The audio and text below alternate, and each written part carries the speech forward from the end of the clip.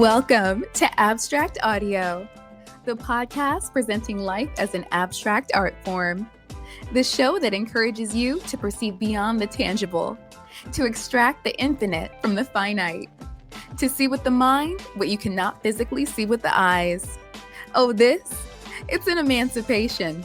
It's an exploration into areas usually overlooked. Explore with me on today's episode.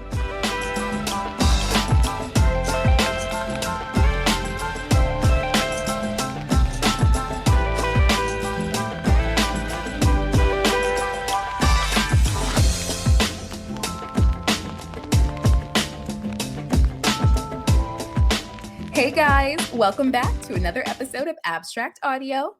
I'm your host, Amber Janae, and today we're going to be on the topics of morals versus ethics. And more specifically, the functionality of human interaction with the concept of what's considered morally and ethically sound. In other words, we'll just be discussing if people are intrinsically bad or intrinsically good. And you know by now, if you've tuned into the last couple episodes, that we like to take in the view from both sides of the fence and look at a situation from all angles. And this is certainly no exception. So let's dive into the age-old good versus bad debate, shall we? Okay, so random question to start. Have you guys ever tried painting in oils? Well, if you haven't, the thing about oil painting is that you're constructing layers of brushstrokes in order to create the illusion of life using color and light. It's a messy medium in which you have to constantly redefine the hard edges and blend the soft edges. Bitches heard edges and perked up. But no, essentially the charcoal sketch underneath gets lost after a while, and you kind of have to build value over this like dark buried skeleton. And I say this to say, I like to think of the quantities of right and wrong as paint colors. You know, everyone is contributing to their own painting in which they're making their own brushstrokes.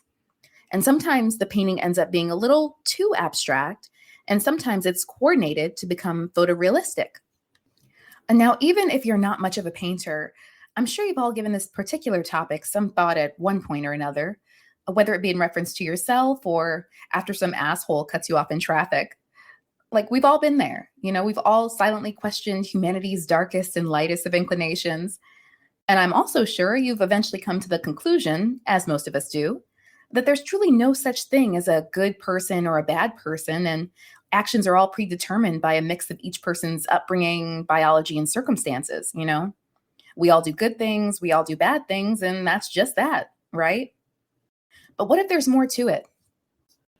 This debate has been going on for centuries, and philosophers have battled with the complexities of how people naturally operate for just as long. So the question to me is, if humans are so complex and multifaceted, and we all know this to be true, why are we so accepting of this oversimplification of our human behaviors to the basic categories of good or bad at all? If our actions are just as much a byproduct of specific factors as we are, how could they be seen as so cut and dry? This way of thinking, this unambiguous designation, is restrictive to say the least and flat out impractical at best. Right? Like, if no one is good or bad, wouldn't it stand to reason that nothing is either as well? And aside from that, you know, who's even qualified to say who or what would be good or bad, right? Like God, your parents, the government, society? And where does that influence stop and start? It's like from the time you're a kid, right? You always hear that your conscience is that little voice in your head, and, you know, that cricket with the umbrella, you know, that angel whispering to you on your shoulder or telling you what's right. But if you ask me, we're not born with that. You know, it's not a cricket or a little angel. It's your dad in your ear. It's your pastor in your ear. It's your teacher in your ear. All our conscience truly consists of is what we've been told and made to believe. It's not coming from us at the end of the day. To me, morality is an entirely unrealistic human concept. You know, animals don't find themselves burdened with the choices of right or wrong. All they know is live or die. Because when you factor in other equally human components that all of us are born with, you know, such as ambition, selfishness, egoism, You end up with people who are willing to blur those lines of what's considered right and wrong anyway, in order to justify their choices, actions, words, attitudes, character. You get the idea. It's self-justification in a world that's drawn to instant gratification and convenience. To me, that's one of the reasons slavery went on so long, right? Because we waited for people to develop this kind of mass unified conscience, and people really don't have one. You don't have a conscience telling you right from wrong. You have a set of rules that society gave you to adhere to. And if society happens to be wrong, then what are you? That's where the concept of ethics really comes into play here. Ethics being the rules that a social system provides us with, and morals being defined as our own specific set of principles. Typically, we operate on a day-to-day system that utilizes a little bit of both, right? And if you've taken any ethics classes over the years, you know that sometimes morally sound options aren't always the most effective choice ethically, and vice versa. And really, that paradox in itself should make you take a step back and rethink the way you view things. And it gets to a point where, if you're like me, all those lines between good and bad, right and wrong, tend to get very blurry. And that's natural. One could even go on to say that the most successful people in this realm, in this life, find those lines to be the most blurred. I mean, think about it. The traits that are praised in any good person are often the very same traits present in so-called bad people as well. Determination, consistency, passion, their motivation, the end goal is just different. It's like, okay, if you're the main character of your life, which you very much so are, despite what people may say. Oh, what people, you may ask? I'll tell you. Those people who insist the world doesn't revolve around you, that's nonsense to me. Fuck them. Because your world very much so does revolve around you. We are very literally the main characters of our own stories. We're all the protagonists in our own lives. But anyway, you're the main character. And as you grow into your own and separate fact from fiction, or what you've been told all your life from reality, you feel yourself slowly becoming this kind of like anti-hero as the time goes on, right? I mean, it's normal. A person is allowed to change their beliefs and morals as they grow older. And this can often allow them to live a better, more fulfilling life. So by that same logic, if you're the protagonist, there has to be an antagonist, right?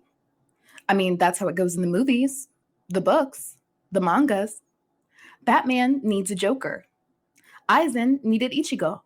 Hell, even Jerry needed Newman. If art imitates life, then it stands to reason that we are naturally required to have an adversary, or at the very least, an epic conflict or battle to fight, simply because one cannot exist without the other. And even if there is truly no good or bad in society, the concept of good needs the concept of evil. The question then becomes, in this predestined age-old battle, is morality merely a hindrance, getting in the way of our ultimate goals? And if morality is subjective, can we truly and accurately judge right from wrong well enough to act accordingly in that fight? We are oftentimes our own adversaries. We stand in our own way because of those predefined categories of how we were conditioned to think we should act and behave. Is what I'm doing right? Am I hurting anyone? Am I stepping on any toes? Am I being difficult, right? But as we've seen in day-to-day modern society, the people with morality, the people with high moral standing, and the people who tread lightly just don't get as far in life. The good guys seldom get the girls, and well-behaved women seldom make history. Now, don't get me wrong. I'm not saying, oh, throw caution to the wind or do whatever you want, because the idea of right and wrong is pure social construct. In essence, I'm saying what Theodore Roosevelt once said. He said, tread lightly or speak softly and carry a big stick. Be prepared to go there. I'm not a killer, but don't push me type shit. I'm saying to get everything you ever wanted, a lot of times you may have, no, you will have to step out of character to get it. And I'm not talking Illuminati level type sell your soul shit. That's another topic for another day, but it's true. Instead of just the cut and dry right and wrong, if you elect to believe that the ends justify the means, as Machiavelli put it, the real one, guys, not Tupac, R.I.P. King, you don't really care as much about going through the process of overanalyzing how your decisions affect others. And that's not always a bad thing, do what makes sense for you. My mother once said to me, if you lie, you cheat. If you cheat, you steal. If you steal, you kill. You heard that? Black mothers are always good for that weird, obscure ass wisdom. At the time, I thought it was like a vast oversimplification, but I see what she's getting at. I see that she was saying, draw your line in the sand because not everyone has them. But at the same time, that person who doesn't have a line won't let anything stop them from getting where they want in life or what they want in life.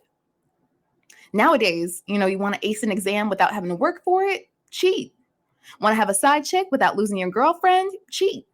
Want to work your way up the corporate ladder without spending years stuck in lower positions? Suck up to your bosses. The problem with society, well, one of many, is that too many people are rewarded for cheating the system when they can get away with it, which is why it seems like the lines are so blurred. We like easy. And it's so much easier to take shortcuts than to earn the trust, respect, and loyalty of others, which is why nobody trusts anybody anymore. But in my opinion, we as humans are not born good or bad, but we are born with the correct amount of self-interest and drive. It just takes time to properly and productively channel our instincts. Think about it, as kids, we don't care what society says. We don't want to share. We don't want to be second in line for ice cream. We want to be first. We want what we want, and we want it now. Word to J.G. Wentworth. Hook your girl up with a sponsorship. But no, we see it and we go for it. But as we grow, society kind of reins that in, sets our boundaries for us, puts limitations on us. We adopt them, convince ourselves that they're our own, nullify our own instincts in favor of false public opinion, and draw our ethical and moral lines in the sand based on that. And yeah, those lines can keep you grounded. They can keep you safe, keep society in check. But it can also keep you on the ground right where the fuck you at. It stunts you. Black people, that way of thinking is what kept us slaves back then and one of the reasons we're still slaves today. But let me say this. You are not wrong for prioritizing self. You are not in the wrong for doing what you need to do out here, whatever that may be. And honestly, I'm kind of sick of hearing that you are. Shit, if protecting my peace and going after what I want in life makes me the villain, then bitch, call me Thanos. Personally, I try not to make moral judgments or any judgments for that matter on people's actions simply because I don't know the practitioner's situation. Let's hope I never get called in for jury duty. But there is no right, there is no wrong, because the game is not fair, it's rigged. The rules we're given are predefined and made to put us at a disadvantage. Keep the poor poor, keep the rich rich. And that goes for nearly everyone, but especially for Black people. Also another topic for another day, but why would we play fair? So to bring things full circle here, when you first start to learn how to paint in oils, it's extremely frustrating because after a while messing around with the paint, you start to lose focus of your original sketch. You start looking for texture, for light and drama, but you miss out on the larger picture. It gets lost in brushstrokes and color. It gets messy. Life is messy. People are messy. It takes experience to know which lines you want to blur and which lines you want to keep. But there's no good or bad, guys. There just is. There's just a blurry ass state of being. There's no black or white. We exist in a gray area. But depending on where we draw our lines and add our color, it can still be something beautiful. Thanks so much, you guys, again, for tuning into my frequency, riding my wavelength, and just listening in on my ramblings. I hope you all enjoyed it. I hope it got you thinking or upset or inspired. Shit, I just hope you felt something because we're going to be going even deeper with our guest next episode. So be sure to stop in next time for that. And until then, always appreciate the abstract in your life.